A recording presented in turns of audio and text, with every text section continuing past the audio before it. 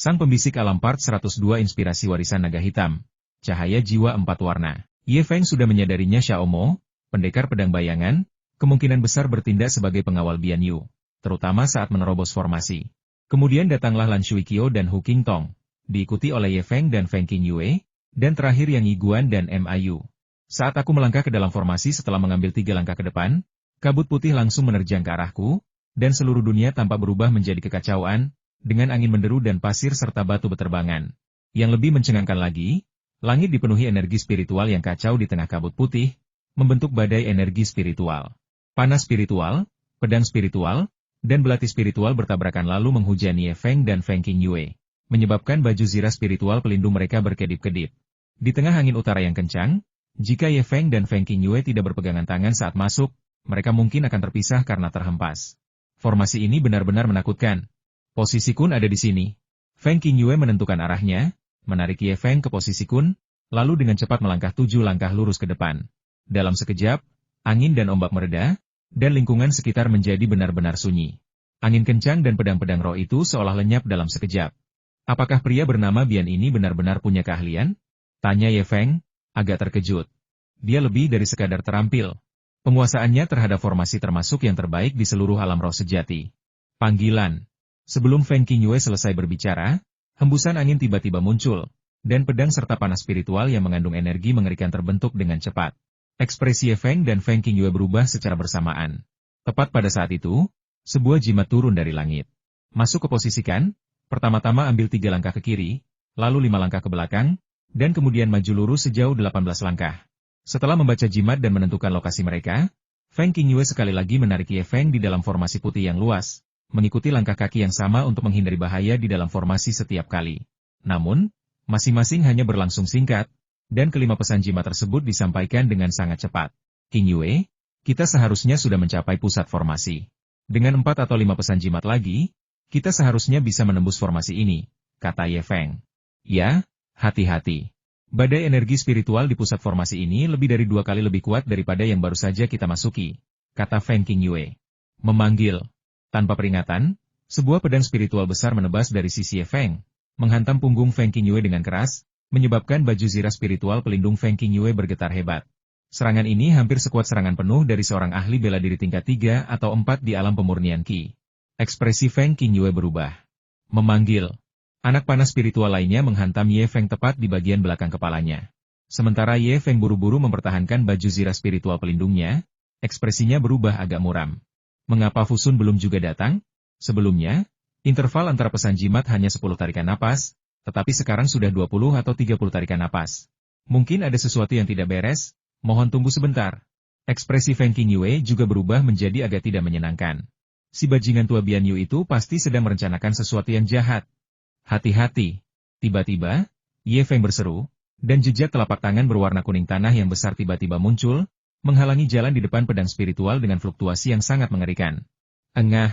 Sebelum jurus Kun Yuan Divine Palm terlanjur mengenai pedang spiritual itu, pedang itu langsung hancur berkeping-keping.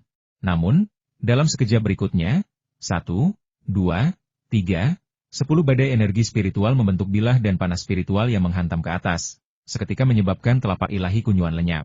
Seketika itu juga, Ye Feng dan Feng Qingyue berseru kaget bersamaan.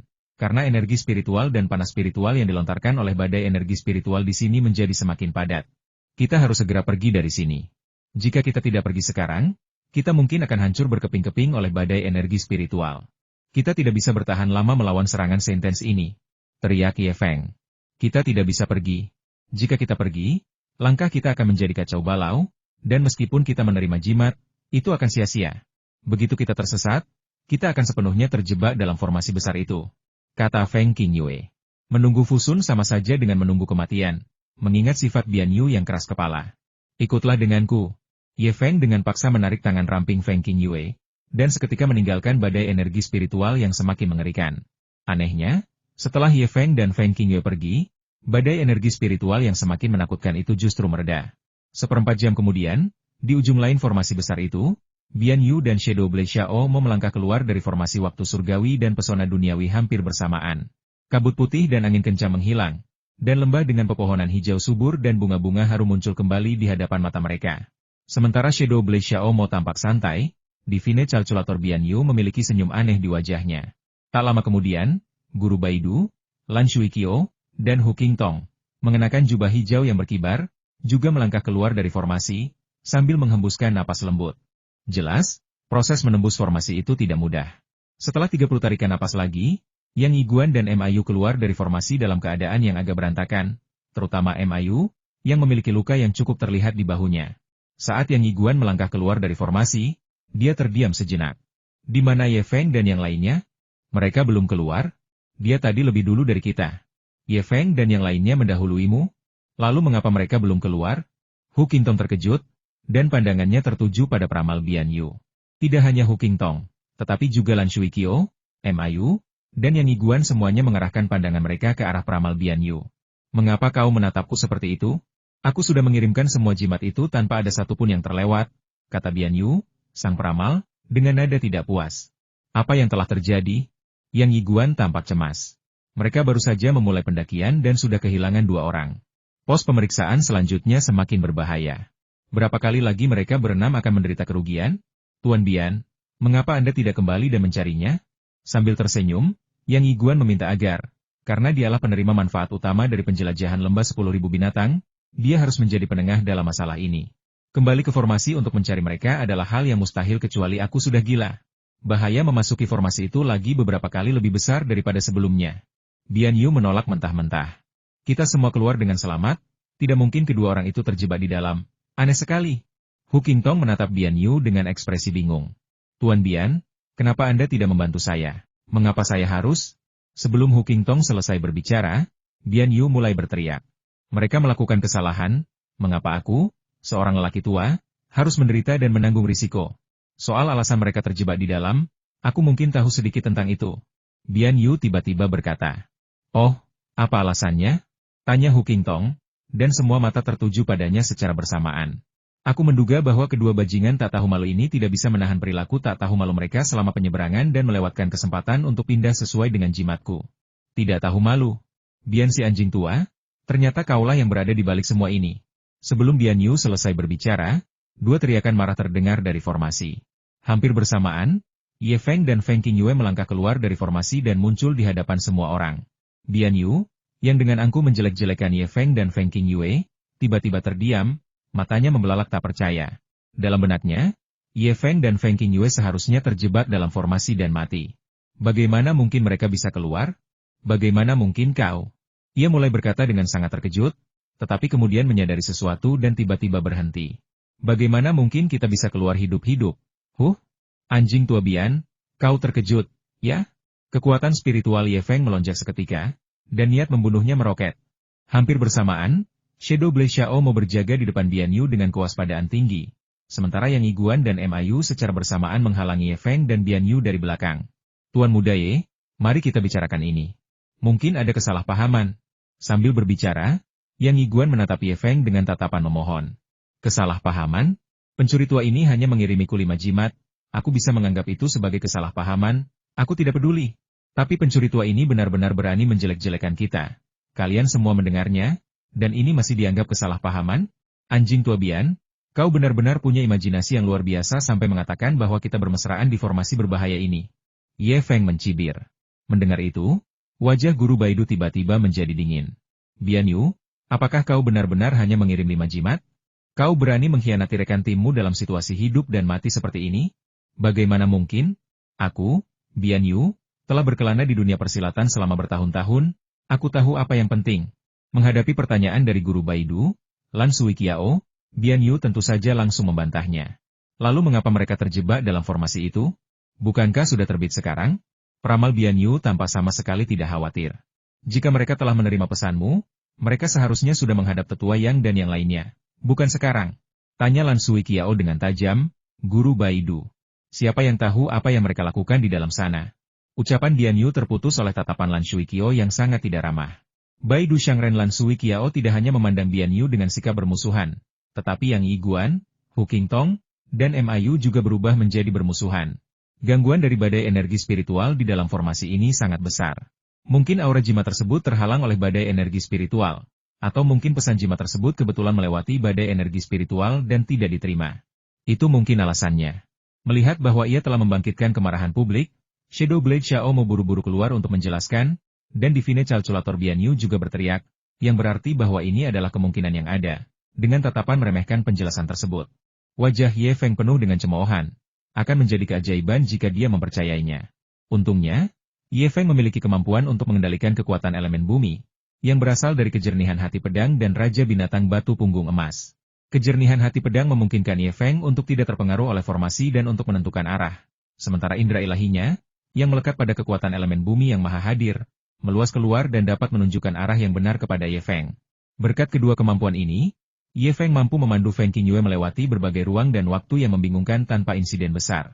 Seharusnya sudah selesai. Setelah terdiam cukup lama, Guru Baidu, Lan Shuiqiu, berkata dengan suara berat, "Saya percaya bahwa semua orang di sini adalah veteran dunia bela diri, dan tidak akan melakukan hal seperti menggali kuburan mereka sendiri. Di tempat ini, di mana kematian hampir pasti, siapapun yang berani melakukan hal seperti itu akan menjadi orang pertama yang dihukum olehku." Bagian pertama kalimat itu adalah cara untuk meredakan situasi dan mengatasi masalah, tetapi bagian kedua adalah sebuah peringatan. Benar sekali, jika ada yang berani melakukan hal seperti mengkhianati rekan satu timnya, kami semua akan menjadi yang pertama tidak akan membiarkannya lolos begitu saja. Yang Iguan juga memanfaatkan kesempatan itu untuk meneriakkan peringatan keras.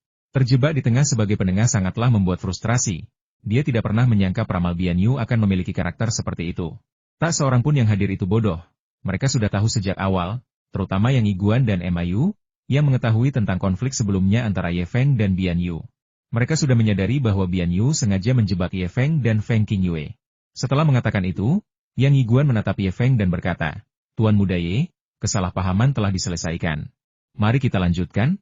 Entah itu salah paham atau bukan, semua orang tahu yang sebenarnya. Karma itu ada, Sambil tertawa dingin, Ye Feng memimpin Feng Qingyue maju. Meskipun marah, Ye Feng dan Feng Qingyue tidak berani lengah sedikit pun. Keduanya tidak hanya mengaktifkan perisai spiritual pelindung mereka, tetapi juga menahan napas. Setelah berjalan lebih dari 100 meter, ruang tiba-tiba terbuka di hadapan mereka, memperlihatkan 3 persimpangan jalan yang tampak membentang tanpa batas ke kejauhan.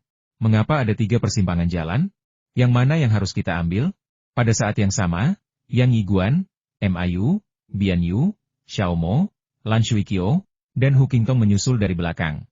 "Tuan Muda Ye, ini adalah pos penjagaan kedua lembah 10.000 binatang, jalan hidup dan mati," kata Yang Iguan. "Jalan antara hidup dan mati?" Alis Ye Feng sedikit berkedut. "Maksudmu, di antara 3 persimpangan jalan ini, ada jalan menuju hidup dan jalan menuju mati? 2 jalan menuju mati, dan 1 jalan menuju hidup? Memang, jalan hidup dan mati ini sangat misterius. Menurut pola yang kita telusuri terakhir kali, perubahan hidup dan mati di 3 persimpangan jalan ini berubah setiap 1/4 jam. Terakhir kali, kita kehilangan 4 nyawa hanya untuk melewati perjalanan hidup dan mati ini." Ekspresi Yang Iguan agak tragis. 4 murid di alam pemurnian Qi meninggal secara diam-diam dan tragis di jalan hidup dan mati ini. Setelah melewati jalan hidup dan mati ini, 7 murid yang kubawa bersamaku telah meninggal dan 3 lainnya lumpuh. Tetua yang telah meninggal sudah tiada, jadi jangan terlalu sedih. Yang terpenting sekarang adalah berhasil memasuki lembah 10.000 binatang dan mewujudkan keinginanmu. Saran Feng Qingyue yang baik hati. Saya mendesak semua orang untuk menyatukan kebijaksanaan dan upaya mereka untuk merancang cara cerdas agar dapat melewati perjalanan hidup dan mati ini, kata Yang Iguan sambil membungkuk. "Pejabat domba, karena kau sudah tahu tentang jalan hidup dan mati ini sejak awal, mengapa kau tidak membawa 3 atau 4 umpan meriam bersamamu? Biarkan saja mereka melakukan pengintaian di depan untuk kita. Bukankah itu sudah cukup?" tegur peramal Bian Yu. Mendengar hal ini, Ye Feng, Feng Qingyue, Hu Qingtong, dan Lan Shuiqiu semuanya mengerutkan kening, jelas merasa tidak nyaman dengan metode Bian Yu. "Tuan Bian, Anda mungkin tidak tahu ini, tetapi saya memiliki beberapa pembunuh lagi di bawah komando saya. Namun, hanya ahli bela diri di alam pemurnian Qi yang dapat melewati formasi utama pertama. Beberapa pembunuh bayaran yang berada di bawah komandoku semuanya memiliki tingkat kultivasi yang cukup rendah," jelas Yang Iguan. "Bisakah kita terbang ke sana?" Ye Feng mendongak ke langit yang tak bernyawa. "Terbang?" Yang Iguan tersenyum kecut. "Apakah kalian semua tidak menyadarinya? Sejak kita memasuki lorong lembah 10.000 binatang, kita tidak bisa terbang?" "Apa?" Mendengar itu, semua orang terkejut, tubuh mereka tiba-tiba dipenuhi cahaya spiritual saat mereka mencoba terbang. Anda tidak akan tahu sampai Anda mencobanya, dan semua orang akan merasa ngeri. Hanya 3 zhang dari tanah, ia merasa seolah-olah sebuah gunung menekan pundaknya, dan tubuhnya seketika menjadi puluhan ribu kali lebih berat, sehingga mustahil untuk naik lebih tinggi lagi. Dengan kultivasinya mencapai tingkat ke-6 alam pemurnian Qi, pedang bayangan Xiao Mo menjadi sangat jahat. Tubuhnya memancarkan cahaya yang sangat menyilaukan, dan kekuatan spiritualnya seketika menjadi seterang matahari. Dengan kekuatan penuh seperti itu, tubuh Xiao Mo sedikit terangkat sekitar setengah kaki. Tetapi di saat berikutnya, Xiao Mo seperti disambar petir. Seluruh tubuhnya bergetar hebat, dan dia memuntahkan seteguk darah, lalu jatuh langsung ke tanah. Naik setengah kaki, tekanannya langsung meningkat lebih dari 10 kali lipat, seolah-olah beberapa raja alam rumah terbuka sedang memberikan tekanan.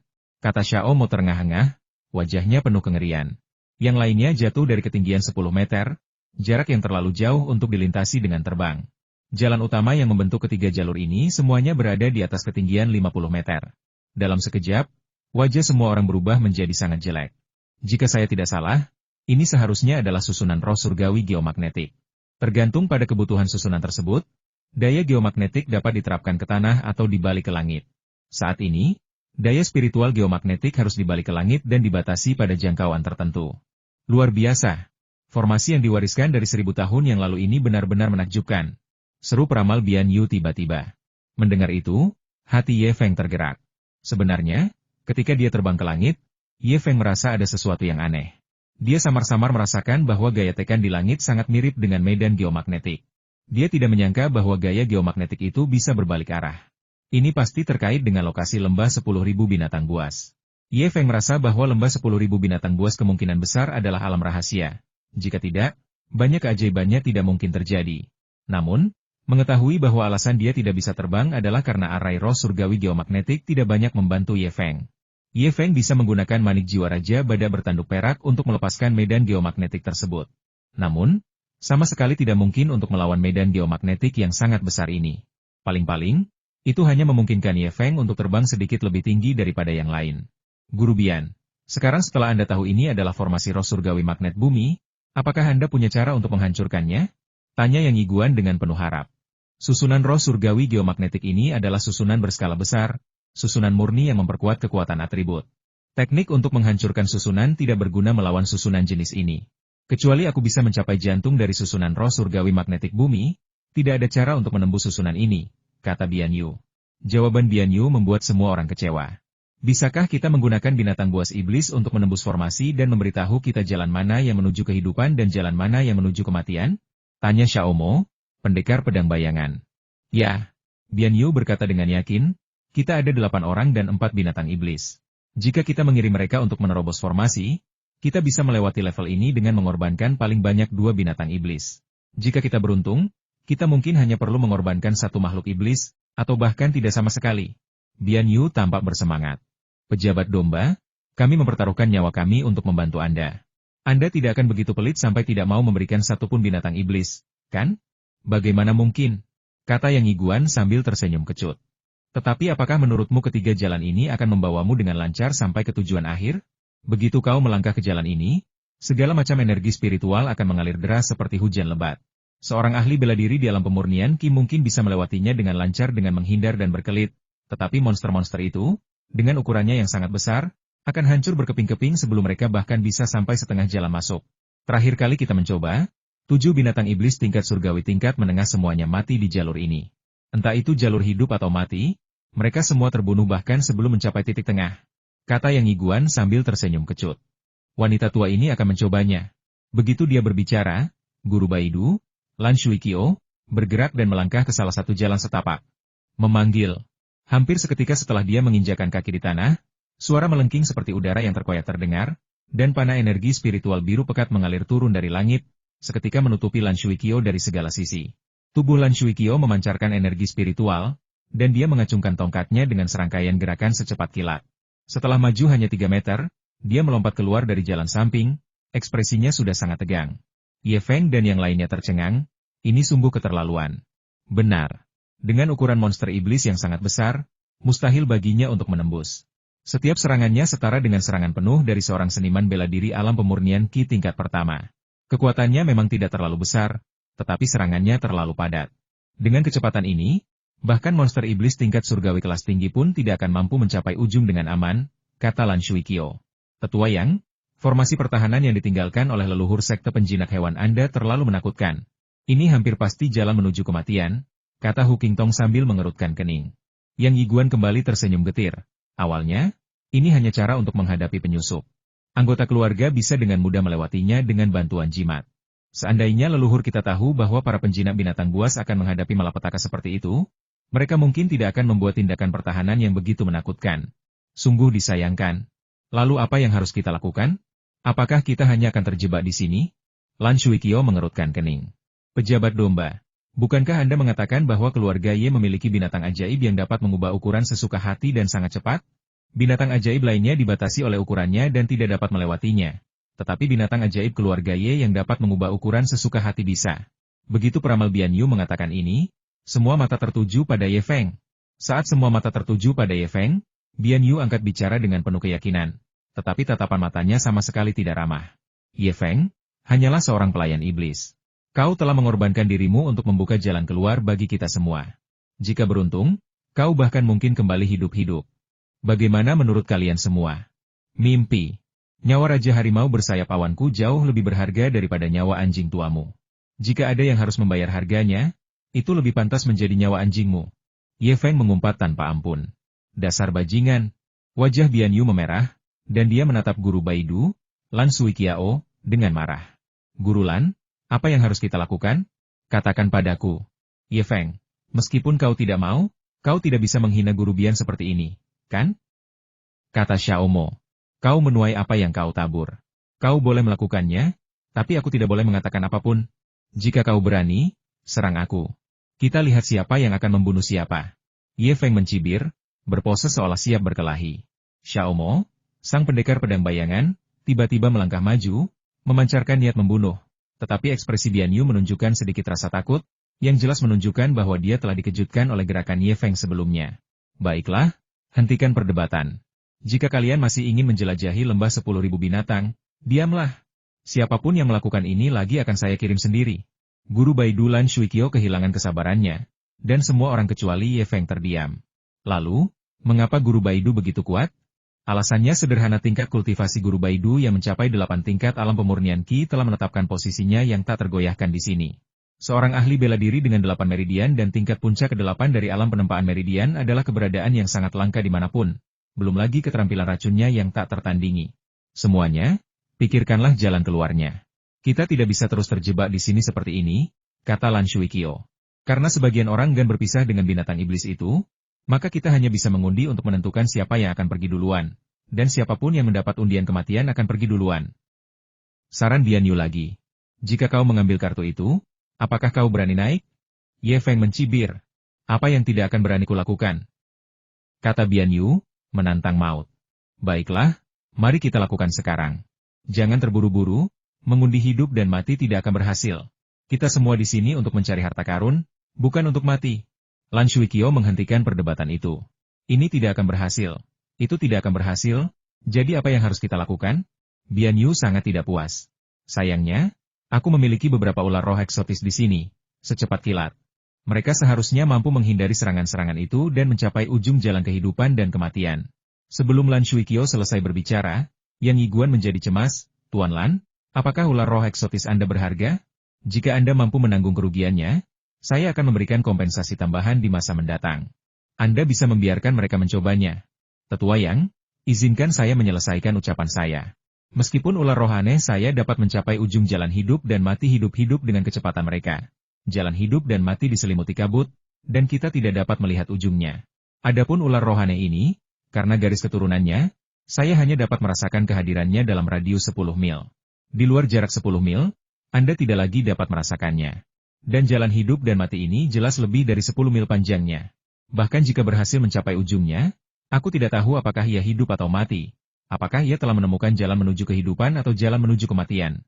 Kata Lan Shuiqiao. Ini, harapan tinggi Yang Yiguan seketika berubah menjadi kekecewaan. Tuan Lan, mungkin dengan bekerja sama dengan ular roh Anda, kita bisa menemukan cara untuk bertahan hidup. Ye Feng tiba-tiba berkata.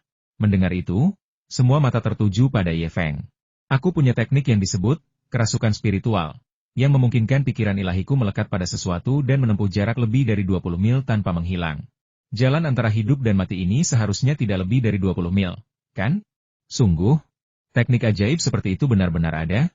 Apa? Ada teknik seaneh ini di dunia? Lan Xiangren, Yang Yiguan, Xiao Mo, dan yang lainnya berseru kaget bersamaan. Sementara mata indah Hu Qingtong dan Feng Qingyue tertuju pada Ye Feng. Mata mereka berbinar dengan cahaya aneh. Aku tidak akan bercanda tentang hal seperti ini, kata Ye Feng. Baiklah, mari kita coba. Namun, kalian tidak akan punya banyak kesempatan. Aku hanya punya 3 ular roh eksotis ini. Jadi kalian hanya bisa mencoba paling banyak 2 kali, kata tetua biru. 2 kali sudah cukup, kata Ye Feng dengan percaya diri. Bagus. Tanpa Lan Shuiqiao melakukan gerakan apapun, seekor ular kecil, hanya setebal ibu jari dan berwarna hitam mengkilap dengan mata merah menyala, tiba-tiba muncul dari lengan bajunya. Dengan tatapan tajam dari mata segitiganya yang merah menyala, ular hitam kecil itu seketika menjadi sangat ganas, dan pola berbentuk cincin perak muncul di seluruh tubuhnya. Ya Tuhan! Mata Yang Yiguan tiba-tiba melebar. Tuan Lan, ini adalah ular cincin perak bermata darah, peringkat ke-9 di antara 10 binatang buas paling menakjubkan di benua sejati yang mendalam. Ular ini sangat beracun, dan setetes racunnya saja dapat membunuh bahkan seorang raja alam istana pembuka, meracuni seorang ahli setingkat raja di alam pembukaan. Mendengar hal itu, semua yang hadir Ye Feng, Feng Qingyue, Mayu, Bian Yu, Xiao Mo, dan lainnya terkejut. Seberapa dahsyat racun itu hingga mampu membunuh raja dari alam rumah pembuka? Hehe, tidak seseram yang diceritakan tetua Yang. Bisa ular cincin perak bermata darah ini memang ampuh, tapi kau butuh kesempatan untuk menyuntikkan racunnya. Ucapan Lan Shuiqiao secara implisit mengakui kekuatan ular cincin perak bermata darah, menyebabkan ekspresi semua orang berubah sekali lagi. Bahkan Feng Qingyue tanpa sadar memperkuat perisai spiritual pelindungnya, karena wanita secara alami takut pada hal-hal seperti itu. Tuan Muda Ye, mohon tingkatkan indera ilahi Anda. Bagus. Sebagai tanggapan, Ye Feng menggerakkan indera ilahinya dan mengirimkan seberkas indera ilahi ke ular cincin perak bermata darah dengan cara yang asal-asalan. Mengapa kita mengatakan itu hanya sandiwara? Karena indera ilahi Ye Feng tidak mungkin tetap berada di ular cincin perak bermata darah. Kemampuan sejati Ye Feng adalah mengendalikan kekuatan elemen bumi. Sebenarnya, saat perdebatan berlangsung, indera ilahi Ye Feng telah meluas hingga ke ujung 3 jalan hidup dan mati. Namun, ujung dari 3 jalan hidup dan mati itu sangat mirip dan hampir tidak dapat dibedakan. Ye Feng perlu memverifikasinya. Biarkan saja melaju ke jalan sebelah kiri. Suara mendesing. Begitu Ye Feng selesai berbicara, ular cincin perak bermata darah tiba-tiba muncul, seolah-olah kilat hitam menyambar di lorong di depannya. Mendesis. Suara-suara terkejut memenuhi udara. Ular cincin perak bermata darah itu sangat cepat, bahkan lebih cepat daripada seniman bela diri alam penempaan sumsum biasa. Dengan kata lain, jika ular cincin perak bermata darah ini melancarkan serangan mendadak dari jarak dekat, hampir tidak ada seorang pun yang hadir akan selamat. Wus! Dari lorong sebelah kiri, panah energi spiritual yang tak terhitung jumlahnya langsung menghujani langit. Namun, masalahnya adalah ular cincin perak bermata darah terlalu cepat. Pada saat formasi serangan di lorong diaktifkan, ular cincin perak bermata darah telah melesat setengah jalan dan menghilang dari pandangan semua orang. Namun, dalam benak Ye Feng, pemandangan itu sangat berbeda.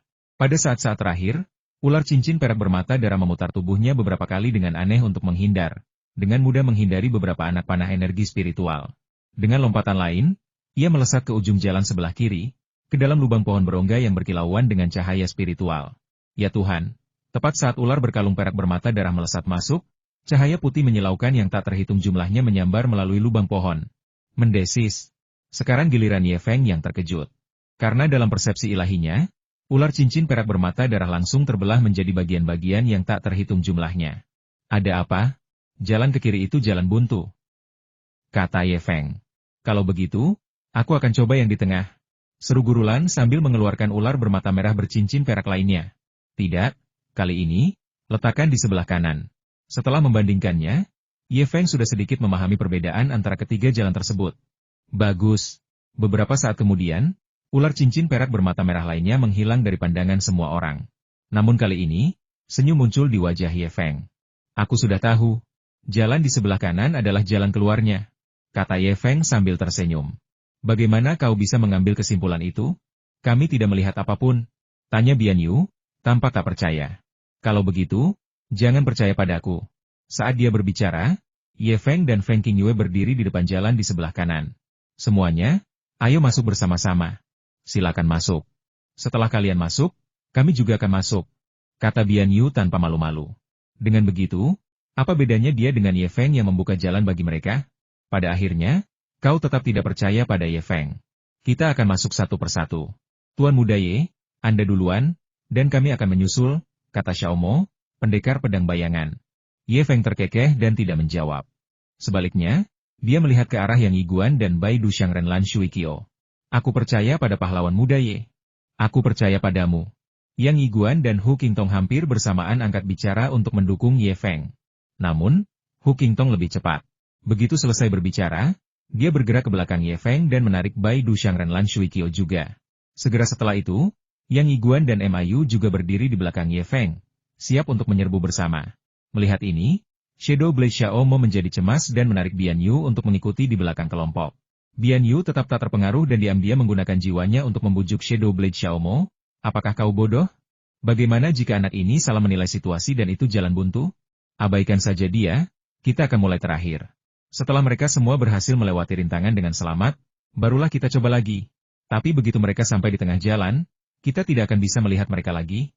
Tanya Xiaomo dengan cemas. Kita akan mengikuti mereka dari belakang, menjaga jarak sedikit. Jika mereka selamat, kita akan mengikuti mereka. Jika mereka mati, kita akan mundur. Kata Bian Yu dengan cerdik. Xiaomo tiba-tiba menyadari dan berkata, benar sekali, Lau Bian, kau telah memikirkan semuanya dengan sangat matang. Ye Feng, haruskah kita mengambil tindakan? Desak Lan Xiangren.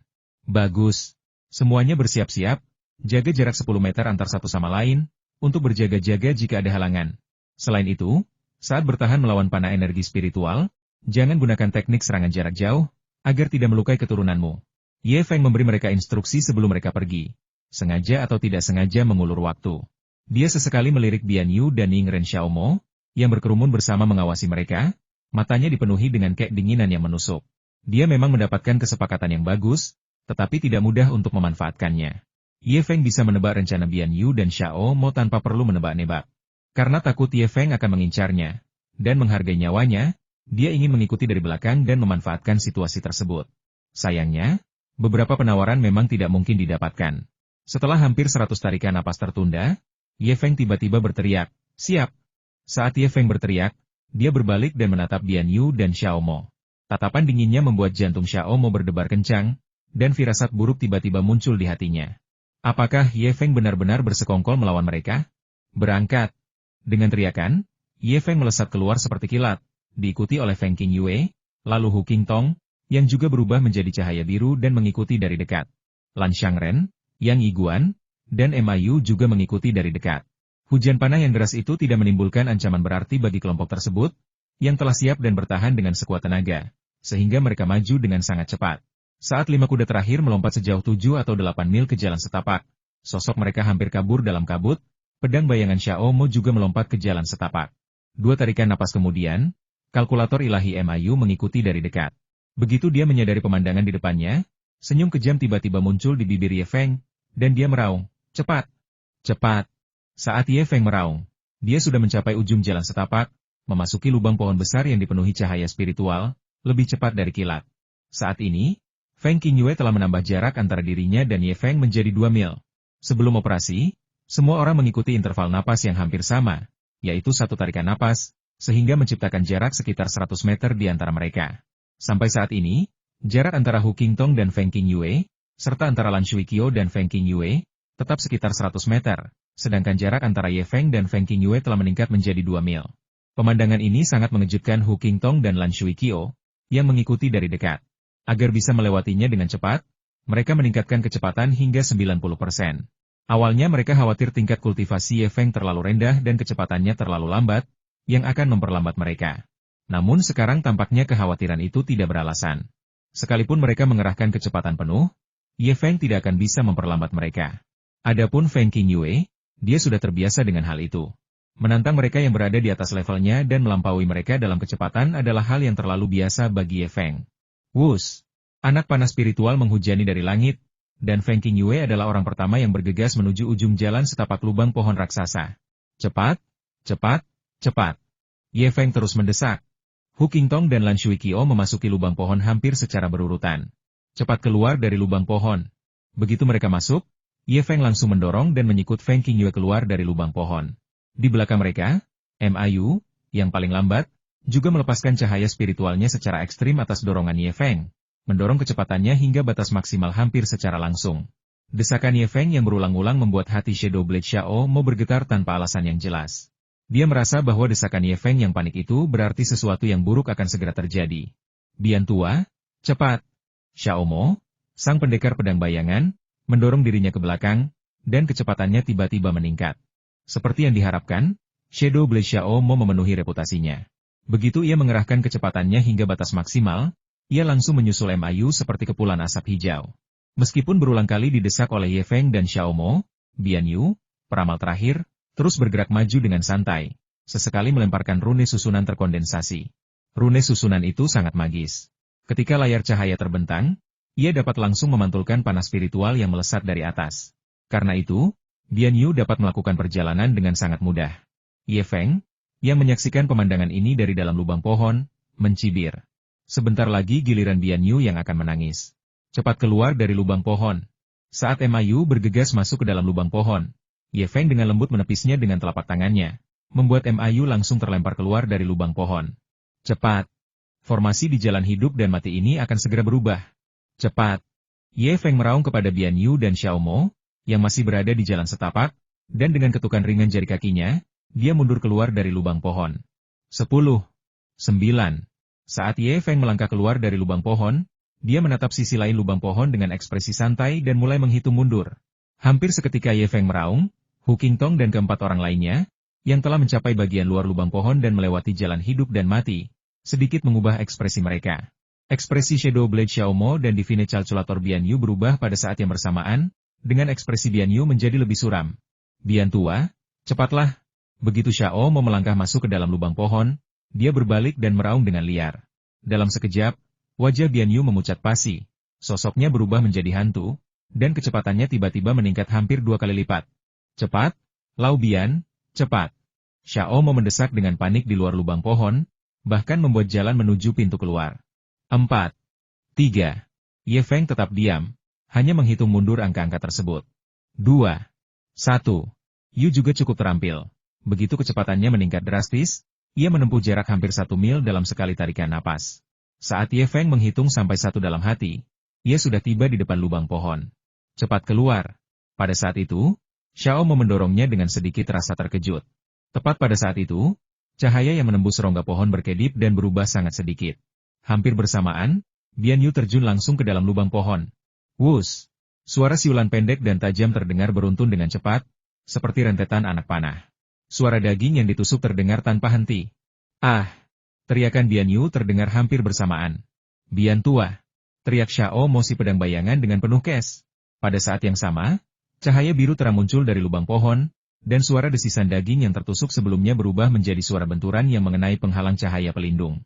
Sesaat kemudian, sebuah pemandangan yang sangat mencengangkan terungkap. Seseorang yang berlumuran darah, atau lebih tepatnya, seseorang yang berlumuran darah tanpa tubuh sama sekali, berjuang untuk merangkak keluar dari lubang pohon, dilindungi oleh cahaya biru berbentuk cangkang. Seperti cacing, ia perlahan merayap keluar dari lubang pohon, tubuhnya berkilauan dengan cahaya biru berbentuk cangkang. Di atas cahaya biru itu, lapisan pancaran keemasan bertindak seperti rantai, mengunci cahaya biru itu dengan erat di tempatnya. Selama pergerakan tersebut, pancaran cahaya putih, yang memancarkan aura yang sangat menakutkan, menghujani cahaya cian berbentuk cangkang. Dengan setiap hantaman, rantai emas di permukaan cahaya cian berbentuk cangkang akan menghilang, lenyap dengan cepat di bawah gempuran cahaya putih. Hal yang paling mencengangkan adalah ternyata orang itu berada di dalam cahaya biru berbentuk cangkang tersebut. Atau lebih tepatnya, dia tidak lagi bisa disebut sebagai pribadi yang utuh. Kaki kiri terputus di pangkalnya, dan bagian kaki kanan di bawah tengah paha hilang sepenuhnya. Satu-satunya bagian paha yang tersisa hanyalah sepotong kecil kulit dan daging yang menggantung di bokong.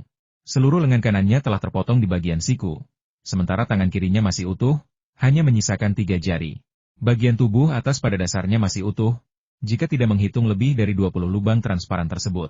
Sisi kiri kepalanya, termasuk telinga kiri, kulit kepala, dan bahkan sebagian tengkoraknya, dicukur habis. Sebuah luka miring yang dalam, sepanjang 1 inci, membentang dari dahinya di atas mata kanannya hingga dagunya di bawah, merobek bukan hanya daging tetapi juga mata kanannya. Saat itu, Bian Yu tampak seperti hantu pendendam yang merangkak keluar dari neraka, mengeluarkan tangisan menyedihkan sambil berjuang untuk bergerak maju. Bian tua! Shadow Blade Xiao Mo mengeluarkan raungan yang memekakan telinga, dan jejak telapak tangan besar yang dipenuhi energi spiritual tiba-tiba melesat keluar, meraih Bian Yu. Mendesis. Saat jejak telapak tangan yang penuh energi spiritual itu menyentuh Bian Yu, jejak itu hancur berkeping-keping oleh cahaya putih yang menyeramkan di dalam lubang pohon. Namun, Xiao Mo sama sekali tidak menyerah. Dan pada saat yang sama, Yang Yiguan pun ikut bergabung dalam upaya penyelamatan. Namun, cahaya putih di dalam lubang pohon itu terlalu menakutkan. Teknik bela diri supranatural yang mereka gunakan untuk penyelamatan hampir seketika hancur berkeping-keping oleh cahaya putih itu begitu mereka memasuki lubang pohon. Namun, keduanya bekerja sama tanpa henti hingga Xiao Mo akhirnya menemukan posisi yang tepat. Dia meraih cangkang telur biru yang menutupi Bian Yu dan menariknya dengan kuat, akhirnya menyeret Bian Yu keluar dari lubang pohon. Saat ini, hanya satu rantai emas yang tersisa di cangkang telur biru yang melindungi Bian Yu. Saat diseret keluar, Bian Yu mengeluarkan suara mendengkur panjang, menutup matanya, dan pingsan. Dengan kilatan cahaya biru, sebuah cakram bundar berwarna hijau zamrud yang dilapisi pola emas tiba-tiba menggelinding keluar dari pelukan Bian Yu. Permukaannya sudah menunjukkan retakan yang lebat. Xiao Mo dan Yang Yiguan bergegas maju untuk membantu. Sementara yang lain memusatkan perhatian mereka pada cakram bermotif giok. Ini Feng Qingyue menatap cakram itu dengan sedikit terkejut di matanya. Jika saya tidak salah, ini seharusnya adalah lempeng pola bulan kunci emas, artefak pertahanan terkenal dari garis keturunan ahli susunan, kata Guru Lan Shuikyo dari Sekte 100 Racun. Piring pola bulan kunci emas? Ekspresi Feng Qingyue berubah.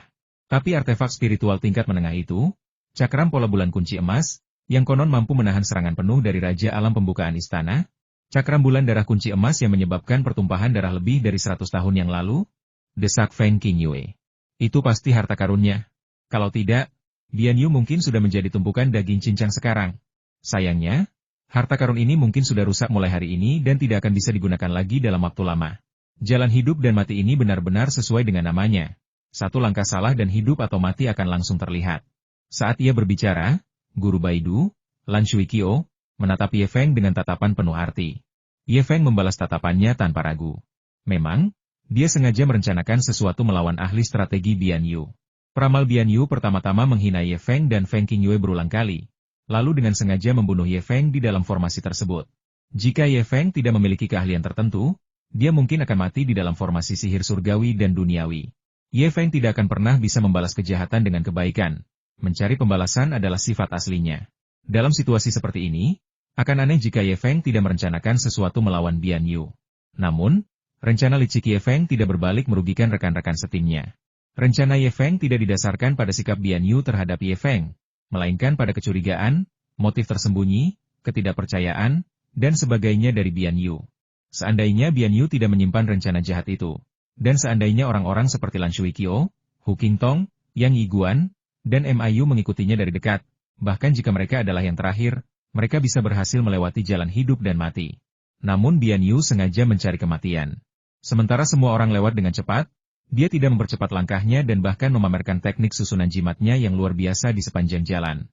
Mereka praktis telah menyebabkan ini sendiri.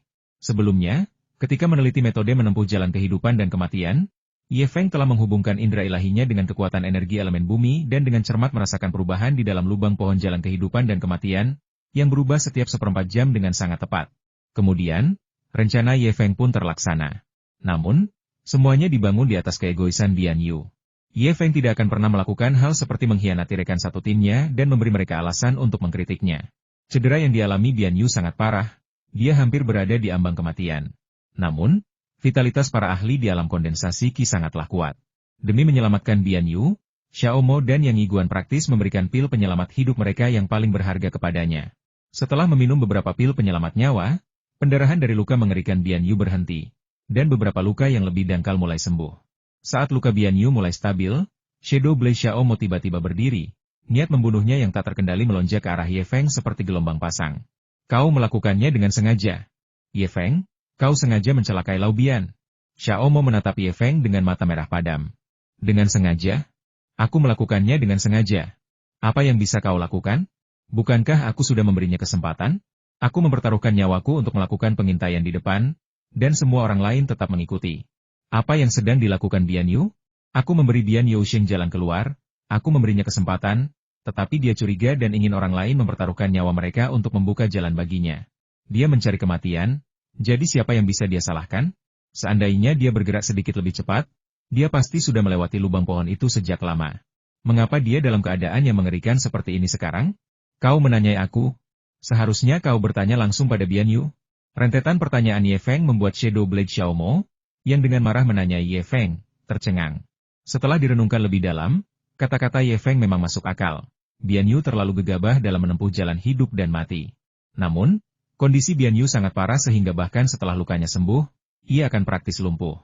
Meskipun pil yang dapat menumbuhkan kembali anggota tubuh ada, pil tersebut merupakan harta yang tak ternilai harganya. Shadow Blade Xiaomo masih agak kesal. Sebagian orang berharap kepada Guru Baidu, Lan Shuiqiao, untuk meminta pertolongan, dengan harapan dia akan menegakkan keadilan. Sayangnya, yang Xiao mendapatkan hanyalah desahan panjang dari Guru Lan Shuiqiao, sang guru 100 racun. Bagaimana seharusnya dia menilai kasus ini? Ye Feng memang dicurigai sebagai orang yang berbahaya, tetapi semua ini didasarkan pada keegoisan Bian Yu dan ketidakpercayaannya terhadap Ye Feng. Ye Feng telah berulang kali mendesaknya sebelumnya. Jika Bian Yu mendengarkan meskipun hanya sekali, dia tidak akan berakhir dalam keadaan yang menyedihkan seperti ini. Bisa dikatakan bahwa setiap tegukan dan setiap gigitan sudah ditakdirkan.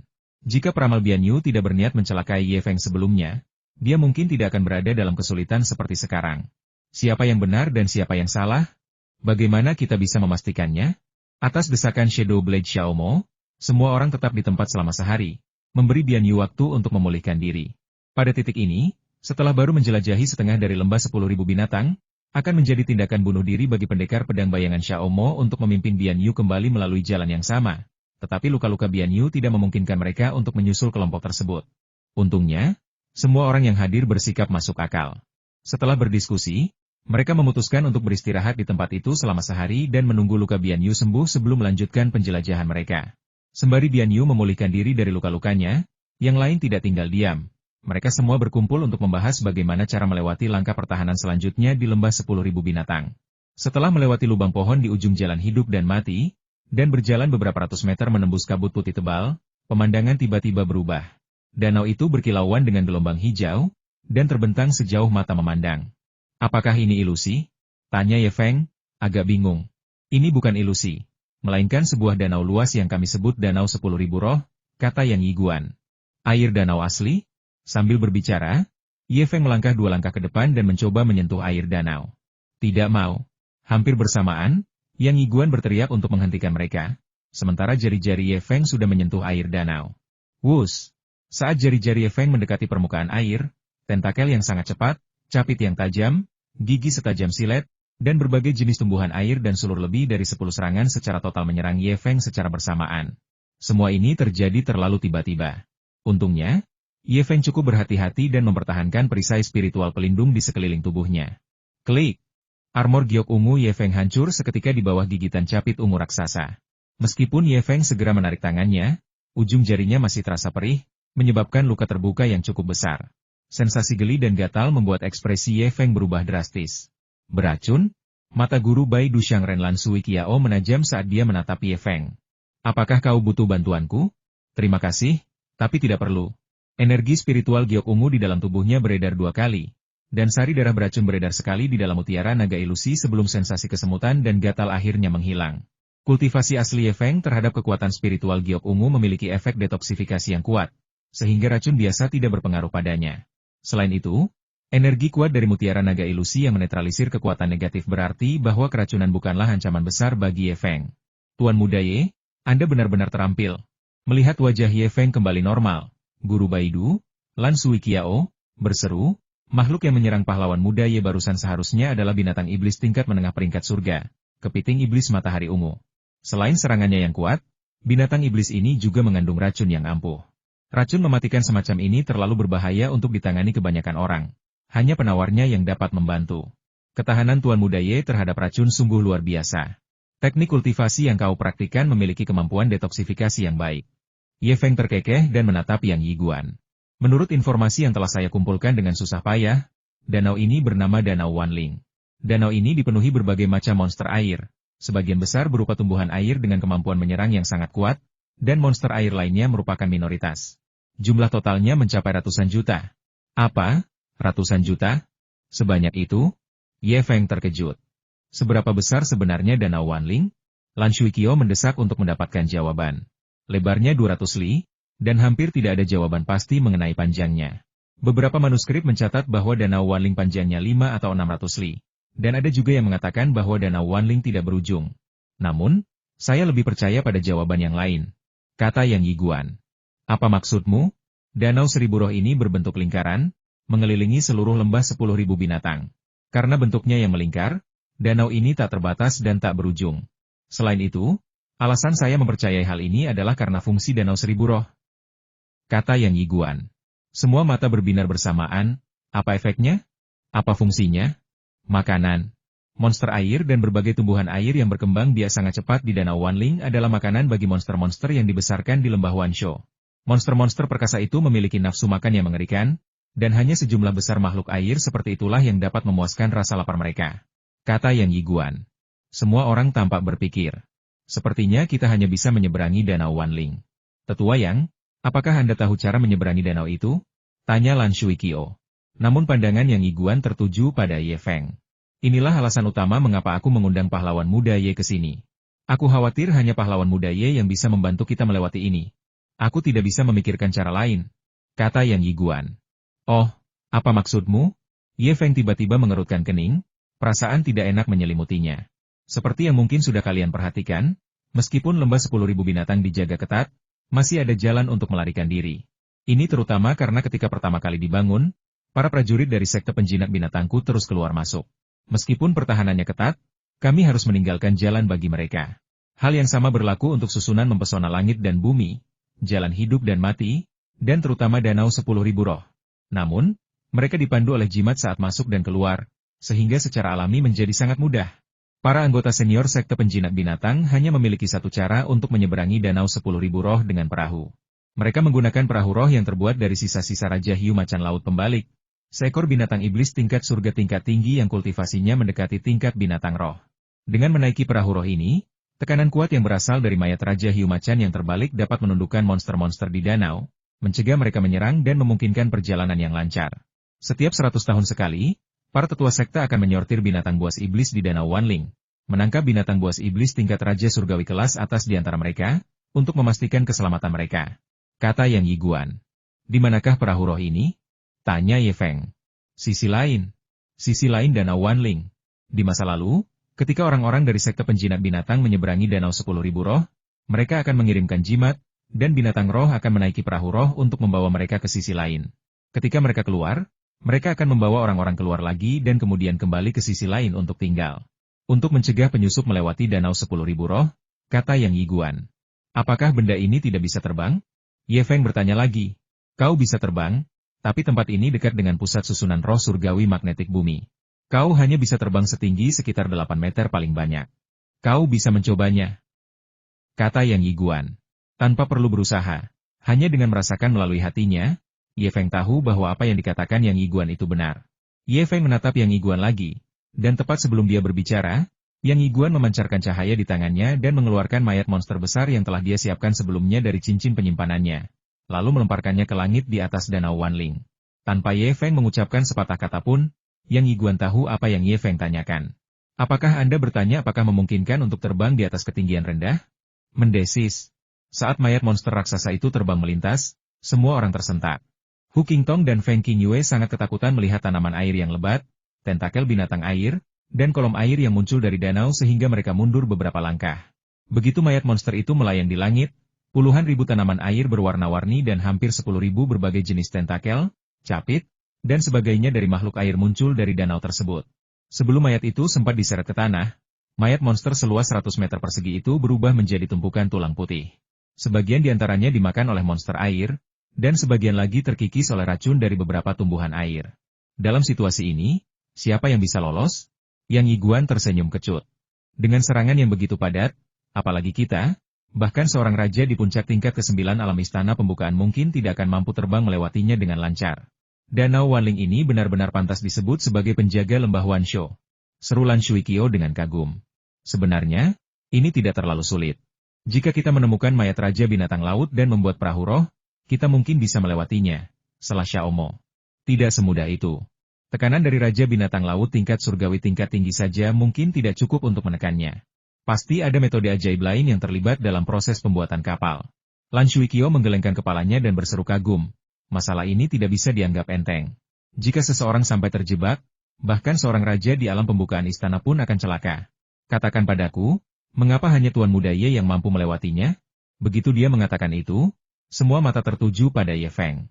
Seperti yang kalian ketahui, dalam situasi ini, jika kita ingin menyeberangi Danau Wanling dengan lancar, kita hanya bisa mendapatkan perahu roh dari seberang sungai untuk membawa kita menyeberang. Jelas Yang Yiguan. Dalam keadaan normal, mustahil untuk membawa perahu roh itu menyeberang. Karena tak seorang pun dari kita dapat terbang melintasi langit di atas Danau Wanling ke sisi seberang. Namun, makhluk-makhluk di Danau 10.000 Roh tidak terlalu bermusuhan terhadap binatang buas iblis, dan mereka kurang memperhatikan binatang buas iblis yang lebih kecil. Sejauh yang saya ketahui, Raja Harimau Bersayap Awan milik Tuan Muda Ye memiliki kemampuan untuk mengumpulkan dan menyebarkan awan, yang dapat memberikan kamuflase yang sangat baik. Yang terpenting, Raja Harimau Bersayap Awan milik Tuan Muda Ye dapat mengubah ukurannya sesuka hati. Saya telah mengujinya ketika saya terjebak di sini terakhir kali. Selama monster itu berukuran kurang dari 1 meter, makhluk-makhluk di danau hampir tidak akan menyerangnya. Monster yang panjangnya kurang dari 10 meter jarang diserang oleh makhluk di danau tersebut. Selain itu, Raja Harimau Bersayap Awan milik Tuan Muda Ye dibesarkan sejak usia muda melalui perjanjian darah dan sangat cerdas. Ia dapat diperintah oleh Tuan Muda Ye bahkan dari jarak 100 mil, dan kemudian akan mengemudikan perahu roh menuju kita. Bisa dibilang, Raja Harimau Bersayap Awan milik Tuan Muda Ye adalah satu-satunya harapan kita untuk melewati Danau 10.000 Roh ini. Kata Yang Yiguan. Seketika itu, semua mata tertuju pada Ye Feng, yang ekspresinya menjadi sangat serius. Karena Ye Feng tahu betul apa yang sedang terjadi. Tuan Muda Ye, lihat, ini adalah mayat monster sepanjang 10 meter yang telah saya siapkan secara khusus. Harus diakui bahwa Yang Yiguan cukup siap untuk membujuk Ye Feng. Saat dia berbicara, tubuh Yang Yiguan tiba-tiba bersinar dengan cahaya spiritual, dan dia melemparkan mayat monster di tangannya dengan sekuat tenaga. Suara melengking sesuatu yang merobek udara menciptakan keributan besar di atas Danau Wanling. Setelah terbang sejauh 2 atau 3 mil, sebuah tentakel muncul dari air dan tiba-tiba menyambar mayat monster itu. Ketika berada 4 atau 5 meter di atas permukaan air, lebih banyak tumbuhan air dan tentakel menyerang mayat monster itu. Tiba-tiba, seekor ikan besar dan aneh dengan gigi besi melompat keluar dari air dan menelan mayat monster sepanjang 10 meter itu secara utuh. Segera setelah itu, Yang Yiguan mengeluarkan 2 mayat monster lagi. Satu berukuran 5 meter dan yang lainnya berukuran 1 meter, lalu melemparkannya secara terpisah. Monster setinggi 5 meter itu terbang sejauh 7 atau 8 mil sebelum ditembak jatuh oleh lebih dari selusin anak panah air, jatuh ke dalam air dan menghilang seketika. Mayat monster terakhir, berukuran sekitar 1 meter, terbang lebih dari 20 mil secara horizontal, tanpa diserang oleh makhluk air apapun sebelum kehabisan tenaga. Karena kelelahan, ia jatuh ke permukaan air. 2 atau 3 meter dari air, ia langsung terjerat oleh tentakel raksasa dan kemudian diremas serta dihancurkan hingga menjadi bubur. Yang Yiguan melemparkan 3 atau 4 mayat monster yang tingginya kurang dari 1 meter, semuanya dengan cara yang sama. Tuan Muda Ye, Anda bisa tenang sekarang. Terlebih lagi, dari apa yang telah saya amati, Raja Harimau Bersayap Awan Anda tampaknya lebih luar biasa lagi, mampu menyusut ke dalam pelukan Anda. Ukurannya pasti kurang dari 1 meter. Yang Yiguan menatap cahaya berkilauan di pelukan Ye Feng. Matanya penuh senyum. Jelas, meskipun Ye Feng bersikap diam-diam saat menggendong anak Raja Harimau Bersayap Awan ketika memasuki lembah 10.000 binatang, Yang Yiguan tetap mengetahui rahasia Ye Feng. Ye Feng sebelumnya mengklaim bahwa ukuran Raja Harimau Bersayap Awan tidak menyusut secara signifikan, tetapi siapapun yang memperhatikan dapat melihat beberapa petunjuk. Ini berbeda. Yang kau lemparkan adalah benda mati. Benda mati tanpa kehidupan, tanpa energi darah yang kuat, fluktuasi energi spiritual, apalagi aura unik dari binatang iblis. Namun Raja Harimau Bersayap Awan berbeda. Ia adalah makhluk hidup, memiliki aura esensi kehidupan yang kuat, fluktuasi energi spiritual, dan aura unik dari binatang buas iblis. Ye Feng tampak agak gugup. Lagi pula, jaraknya terlalu jauh. Danau Wanling ini lebarnya 200 mil. Dengan jarak yang begitu jauh dan miliaran makhluk air di bawahnya, siapa yang tahu kecelakaan macam apa yang mungkin terjadi? Terlebih lagi, bahkan jika anak kucing itu dibesarkan olehku melalui perjanjian darah, jangkauan komunikasi spiritualku dengannya paling banyak tidak akan melebihi 100 mil. Begitu jaraknya melebihi 100 mil, mengendalikannya menjadi sangat terbatas. Paling-paling, seseorang hanya dapat merasakan keberadaannya dan arah pergerakannya. Tidak ada cara untuk mengendalikannya sama sekali. Entah mengapa, setiap kali Ye Feng memandang Danau Wanling yang jauh, ia selalu merasa gelisah, khawatir anak kucing itu akan menghilang setelah lewat. Melihat kekhawatiran Ye Feng, Yang Yiguan berkata lagi, Tuan Muda Ye, mengenai masalah komando, saya sudah melakukan percobaan. Apakah kamu masih ingat proses seleksi untuk menghadiri pesta makan malamku lebih dari setengah tahun yang lalu? Kamu dan Nona Hu sama-sama ikut serta. Semua pelayan iblis dari para peserta harus mengambil semangkuk air, yang menguji kemampuan spiritual para binatang iblis tersebut. Hanya makhluk spiritual yang dapat melewatinya. Adapun spiritualitas Raja Harimau bersayap awan milik Tuan Muda Ye, itu adalah hal paling luar biasa yang pernah saya lihat dalam hidup saya. Sejujurnya, apalagi seekor binatang iblis tingkat surgawi kelas atas, bahkan beberapa binatang spiritual yang pernah saya lihat yang berpotensi berubah menjadi wujud manusia pun kurang spiritual dibandingkan Raja Harimau bersayap awan. Ini bukan sanjungan. Dalam 10 tahun terakhir, saya telah berkeliling dunia dan di setiap tempat saya sengaja memilih monster dengan spiritualitas luar biasa menggunakan metode seleksi ini. Raja Harimau bersayap awanmu adalah yang paling kuat secara spiritual di antara jutaan binatang iblis yang telah kupilih selama 10 tahun terakhir. 5 tahun lalu, aku bertemu dengan musang berwajah giok lain yang cukup cerdas di depan Raja Harimau bersayap awan, yang bahkan tidak layak untuk membawa sepatu Raja Harimau bersayap awan. Jika Raja Harimau bersayap awan tidak dapat menyelesaikan tugas ini, maka tidak akan ada binatang iblis lain di seluruh alam roh sejati yang mampu melakukannya. Sambil berbicara, Yang Yiguan menatap Ye Feng dengan tatapan membara. Pahlawan muda Ye. Ia telah bersamaku sejak kultivasiku masih berada di alam esensi sejati, dan ia telah tumbuh bersamaku hingga sampai ke tempatnya sekarang. Keberadaannya tidak berbeda dengan keberadaan seorang saudara bagiku. Tatapan Ye Feng agak jauh, tetapi kata-katanya mengungkapkan sedikit keengganan untuk mengambil risiko, yang menyebabkan ekspresi Yang Yiguan berubah, dan dia tiba-tiba mengambil keputusan. Seketika itu juga, ekspresi Yang Yiguan tiba-tiba menjadi sangat tajam. Tuan Muda Ye, benar?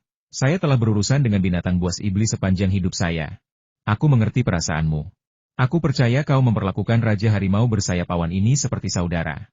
Tapi pernahkah Anda memikirkan hal ini? Tuan Muda Ye baru berusia awal 20-an. Namun kultivasinya telah mencapai tahap akhir tingkat pertama alam pemurnian Qi. Dengan bakat Tuan Muda Ye dan dukungan dari Sekte Ilahi Matahari Bulan di belakangnya, akan mudah bagi Tuan Muda Ye untuk mencapai puncak alam pemurnian Qi. Bahkan sangat mungkin dia bisa kembali menerobos dan menjadi Raja Alam Rumah Pembuka. Tapi bagaimana dengan saudaramu, Raja Harimau bersayap awan? Seberapapun pahlawan muda Ye meningkatkan atau menembus level kultivasinya akan tetap tertahan di puncak peringkat bumi tingkat atas, tanpa kemungkinan terobosan lebih lanjut. Satu-satunya hal yang bisa dilakukan Tuan Muda Ye di masa depan adalah membesarkannya seperti babi. Lalu, beberapa dekade kemudian, akankah Tuan Muda Ye masih menganggap Raja Babi Sayap Awan sebagai saudara? Diam. Urat-urat di dahi Ye Feng menonjol, dan dia meraung ke arah Yang Yiguan, menatapnya dengan mata yang sangat tajam. Namun, Yang Yiguan dengan tenang membalas tatapan Ye Feng. Kau tidak diperbolehkan menghinanya. Sekalipun kultivasinya tidak bisa menembus level tertinggi, ia tetaplah Raja Harimau bersayap awan yang terkenal, tidak bisa. Mengaum.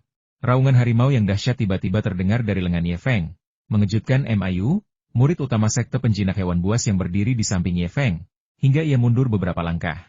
Yang lain terkejut, tetapi Ye Feng agak tercengang oleh raungan harimau itu. Raungan itu begitu dahsyat sehingga ekor dan bulu anak harimau raja bersayap awan di pelukannya berdiri tegak. Ye Feng Tai mengerti persis apa yang ingin disampaikan oleh kucing kecil Raja Harimau bersayap awan. Senyum perlahan muncul di wajah Yang Yiguan, dan di saat berikutnya, Yang Yiguan mengacungkan jempol kepada Ye Feng. Raja Harimau bersayap awan milik Tuan Muda Ye ternyata bisa memahami apa yang kita katakan. Kecerdasannya tak tertandingi di dunia. Apa?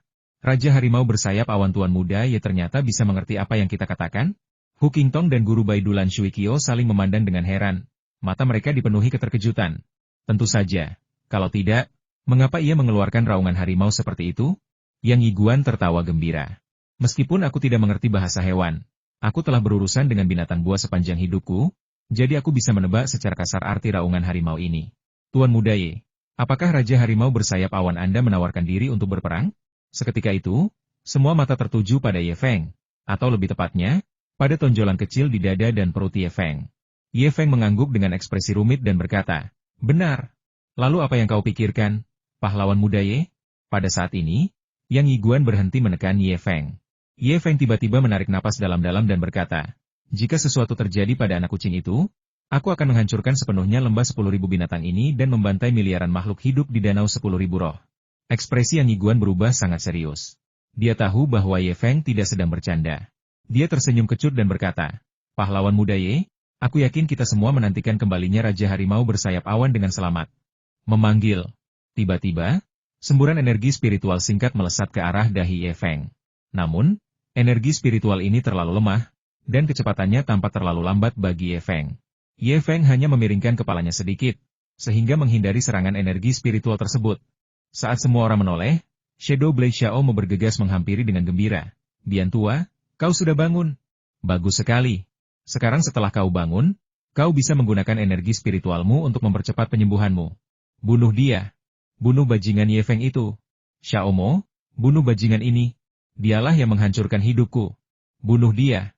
Peramal yang baru saja bangun dan kehilangan kedua kakinya itu meraung ke arah Ye Feng dengan satu mata. Tampak seperti pasak daging. Tatapannya dipenuhi dengan kebencian yang mendalam. Ekspresi Xiaomo, sang pendekar pedang bayangan, menjadi sangat canggung. Pada saat ini, siapa yang berani menyentuh Ye Feng?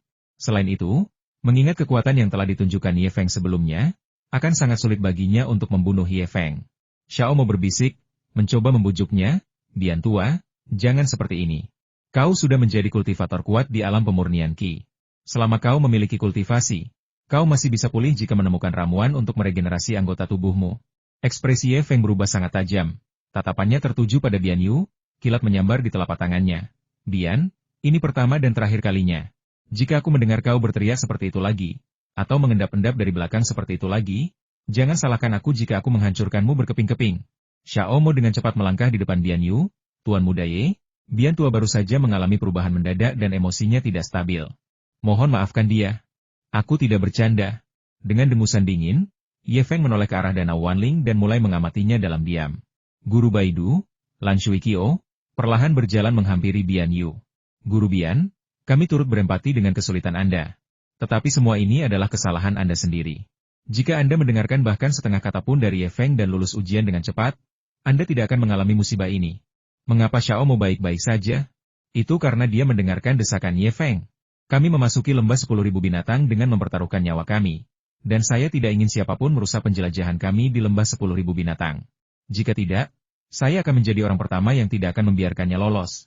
Jari Lan Shuikyo yang menunjuk ke arah Bian Yu seketika berubah menjadi hitam pekat.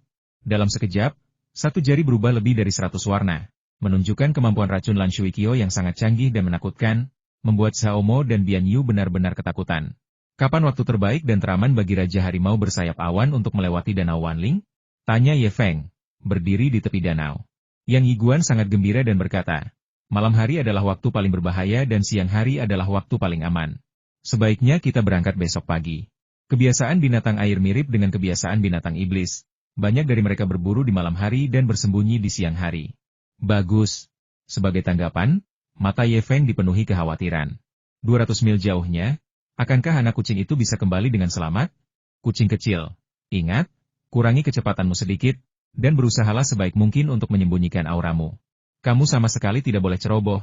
Di depan Danau Wanling, seekor kucing Raja Harimau bersayap awan yang mungil, tidak lebih besar dari telapak tangan dan berbulu seputih salju dengan beberapa garis hitam, melayang di depan semua orang. Setelah mendengar instruksi Ye Feng, ia mengangguk patuh, penampilannya yang menggemaskan cukup untuk meluluhkan hati semua orang. Tatapan Hu Qingtong dan Feng Qingyue tertuju pada Raja Harimau bersayap awan, enggan mengalihkan pandangan, berharap mereka bisa memeluknya dan membelainya. Pada titik ini, Ye Feng tidak perlu lagi menyembunyikan fakta bahwa Raja Harimau bersayap awan dapat menyusut hingga seukuran telapak tangan. Pergi. Dengan teriakan rendah dari Ye Feng, sayap kecil dan pendek kucing Raja Harimau bersayap awan mengepak perlahan, dan sejumlah besar energi awan berkumpul, menyelimuti seluruh tubuh kucing Raja Harimau bersayap awan. Dalam sekejap, Raja Harimau bersayap awan menghilang, hanya menyisakan gumpalan kabut di depan semua orang. Kemudian, gumpalan kabut ini terbang menuju Danau 10.000 Roh, menempel pada kabut putih yang melayang 8 atau 9 meter di atas kepala mereka. Pada saat itu juga, jantung Ye Feng berdebar kencang. Meskipun Yang Yiguan telah mencobanya beberapa kali, benda mati berbeda dengan makhluk hidup. Banyak makhluk iblis meremehkan benda mati, dan ketika menghadapi beberapa makhluk iblis, seseorang bahkan dapat melarikan diri dengan berpura-pura mati. Ye Feng dikelilingi oleh energi spiritual, dan jiwa ilahinya didorong hingga batasnya. Siap mengerahkan kekuatannya untuk menyelamatkan Raja Harimau bersayap awan, kucing kecil, kapan saja. Tidak hanya Ye Feng, tetapi semua orang juga tampak cukup tegang, terutama Yang Yiguan, yang menatap intently pada awan yang melayang. Dia juga tahu bahwa eksperimennya sangat berbeda dari sekadar membiarkan makhluk hidup melayang. Ketika awan itu melayang ke langit di atas Danau Wanling, jantung semua orang berdebar kencang. Panggilan. Setelah beberapa tarikan napas, semua yang hadir menghela napas lega. Dan Feng Qingyue serta Hu Qingtong bahkan menepuk-nepuk dada mereka dengan gugup. Awan yang membawa Raja Harimau bersayap awan, kucing kecil, telah melayang lebih dari 1 mil di atas Danau Wanling dan masih aman. Namun, penderitaan Ye Feng belum berakhir. Itu baru permulaan. Percepat sedikit. Ye Feng memerintah dalam hatinya. Dalam situasi berbahaya ini, jika kecepatannya terlalu lambat, bahaya yang tak terhitung jumlahnya akan muncul entah dari mana. Di bawah komando Ye Feng, kucing kecil Raja Harimau bersayap awan mempertahankan kecepatannya pada tingkat yang cukup moderat. Kecepatannya tidak terlalu tinggi, hanya sekitar 1/10 dari kecepatan biasanya. Jika terlalu cepat, fluktuasi energi spiritual yang dihasilkan akan terlalu besar, sehingga mudah menarik bahaya. Namun, kecepatannya juga tidak terlalu lambat. Dengan kecepatan saat ini, kucing kecil Raja Harimau bersayap awan seharusnya dapat mencapai sisi lain dalam waktu setengah jam. Adapun kapan mereka bisa kembali, itu tergantung pada kecepatan kapal roh tersebut. Melihat kucing kecil Raja Harimau bersayap awan menghilang, mata Yang Yiguan dipenuhi kekhawatiran. Sebenarnya, ketika dia memberi nasihat kepada Ye Feng sebelumnya, ada satu faktor yang sangat penting yang tidak dia sebutkan bahwa Raja Harimau bersayap awan juga akan terpengaruh oleh aura penindas dari Raja Hiu Harimau Pengguling Laut, yang tingkat kultivasinya mendekati tingkat binatang spiritual. Dampaknya sangat signifikan terutama pada saat perahu roh itu ditemukan dan orang tersebut mendarat di atasnya. Tekanan yang tiba-tiba dan menakutkan itu dapat menyebabkan Raja Harimau bersayap awan panik dan terbang tak terkendali, yang kemudian akan memicu serangan air di dalam danau roh tak terhitung jumlahnya. Secara khusus, Raja Hiu Macan Pembalik, yang digunakan untuk membangun perahu roh, memiliki tingkat kultivasi yang mendekati Raja Binatang Roh. Tekanan yang diberikannya bahkan akan menyebabkan binatang iblis tingkat surga kelas tinggi panik saat bersentuhan. Meskipun Raja Harimau bersayap awan milik Ye Feng sangat berbakat, tingkat kultivasinya hanya setingkat tanah tingkat atas. Inilah yang paling dikhawatirkan Yang Yiguan. Dalam perjalanan, sebenarnya dia tidak terlalu khawatir. Beberapa lusin hembusan napas kemudian, kabut yang menyelimuti Raja Harimau bersayap awan benar-benar menghilang dari pandangan semua orang. Mereka semua adalah ahli di alam pemurnian Qi. Dalam kondisi baik, mereka dapat dengan mudah melihat lebih dari 10 mil jauhnya. Namun, kabut di sini menghalangi pandangan mereka, dan awan Raja Harimau bersayap awan relatif kecil. Awan itu menghilang setelah terbang sejauh 6 atau 7 mil. Oleh karena itu, perhatian semua orang tertuju pada Ye Feng. Para pelayan iblis yang terikat oleh perjanjian darah memiliki hubungan spiritual yang kuat dengan tuan mereka, dan Ye Feng paling tahu apakah Raja Harimau bersayap awan aman atau tidak. Saat itu, Ye Feng memejamkan matanya rat-rat, tetapi apa yang dilihatnya adalah pemandangan yang sangat mengerikan. Melalui mata kucing Raja Harimau bersayap awan, Ye Feng hampir dapat melihat seluruh permukaan air. Di dalam air, berbagai jenis tumbuhan air bergoyang, dan berbagai monster air dengan ukuran berbeda berenang di sekitarnya. Sesekali, satu atau dua monster raksasa akan membuka mulut mereka, dan air danau akan mengalir deras ke dalam mulut mereka seperti banjir, dengan ratusan dan ribuan tumbuhan air dan makhluk air kecil mengalir ke dalam perut mereka. Kadang-kadang, monster-monster yang kekuatannya seimbang akan saling bertarung, mengakibatkan pertumpahan darah yang deras. Tak lama kemudian, duel satu lawan satu berubah menjadi perkelahian kacau, dengan mayat-mayat mengambang di seluruh danau. Namun, tak lama kemudian mayat-mayat yang mengapung di permukaan danau akan dilahap habis oleh monster air yang datang kemudian. Bahkan darah yang larut dalam air pun akan tersedot masuk, dan permukaan danau akan kembali bersih. Tiba-tiba, alis Ye Feng berkerut, dan ekspresinya berubah agak terkejut. Pemandangan danau di depan, yang dilihat melalui mata anak kucing Raja Harimau bersayap awan, tiba-tiba menjadi agak menyeramkan. Sebelumnya, danau itu dipenuhi dengan kehidupan, dengan berbagai macam tumbuhan air dan monster air yang membentuk dunia yang semarak. Namun danau ini benar-benar kosong. Rasanya seperti zona mati. Dalam radius beberapa ribu meter, kucing Raja Harimau bersayap awan tidak menemukan satupun makhluk hidup. Sebuah kontras yang mencolok dengan pemandangan sebelumnya yang dipenuhi oleh gerombolan monster di dalam air.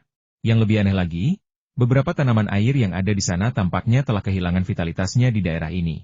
Tiba-tiba, pupil mata Ye Feng menyempit tajam. Gelombang air besar tiba-tiba muncul dari dasar laut, dan air itu menyebar, sepenuhnya menghalangi pandangan Raja Harimau bersayap awan, kucing kecil. Jangkauan pandangan kucing Raja Harimau bersayap awan dapat mencapai sejauh 7 atau 8 mil. Semakin besar monster air, semakin besar pula cipratan yang ditimbulkannya saat bergerak. Melihat jejak makhluk air sekecil apapun berarti ia berada di perairan dalam. Jika ia mampu menimbulkan percikan air yang begitu besar di perairan dalam, betapa menakutkannya monster ini? Saat memikirkan hal ini, Ye Feng tiba-tiba tersentak. Tetesan air itu perlahan menghilang, dan setelah terbang lebih dari 10 mil, air kembali normal dan hidup kembali. Dengan pertempuran kembali meletus dan darah mengalir seperti sungai sekali lagi. Untungnya, sementara pertempuran berkecamuk di bawah, Raja Kucing Harimau bersayap awan, yang terbang 8 atau 9 meter di atas danau Wanling, tidak diperhatikan oleh monster lain. Situasi ini berlanjut hingga Raja Harimau bersayap awan, kucing kecil, terbang lebih dari 40 mil ke danau Wanling. Pada saat itu pemandangan di lautan jiwa Ye Feng secara bertahap menghilang. Di lautan jiwa Ye Feng, hanya fluktuasi jiwa Raja Harimau bersayap awan yang tersisa. Inilah batas dari penglihatan bersama antara Ye Feng dan Raja Harimau bersayap awan. Namun, Ye Feng masih mampu merasakan dengan jelas situasi anak kucing Raja Harimau bersayap awan. Sekitar 15 menit kemudian, ketika Raja Harimau bersayap awan, kucing kecil, telah menembus sekitar 100 mil ke udara di atas Danau Wanling, momen yang paling menyiksa pun tiba. Hampir setiap saat, siksaan Ye Feng semakin hebat. Karena hubungan antara Ye Feng dan Raja Harimau bersayap awan semakin melemah, satu-satunya hal yang dapat dirasakan Ye Feng adalah fluktuasi jiwa yang semakin samar dari anak kucing Raja Harimau bersayap awan di lautan jiwanya, yang hanya dapat membuktikan bahwa anak kucing Raja Harimau bersayap awan masih hidup.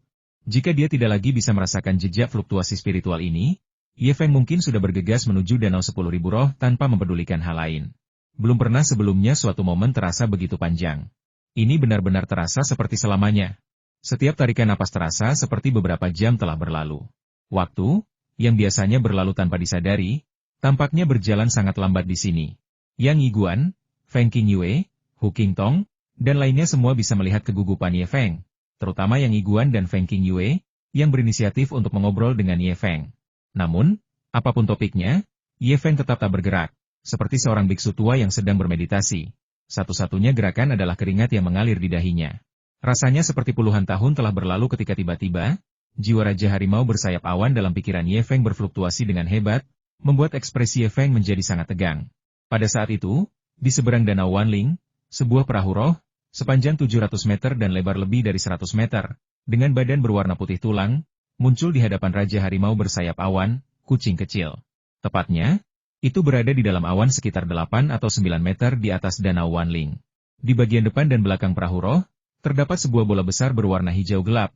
Tekanan samar yang terpancar darinya menyebabkan kucing Raja Harimau bersayap awan di awan sedikit bergetar. Sekilas, perahu roh ini lebih mirip monster. Lambungnya dihiasi dengan gigi binatang buas yang besar dan melengkung.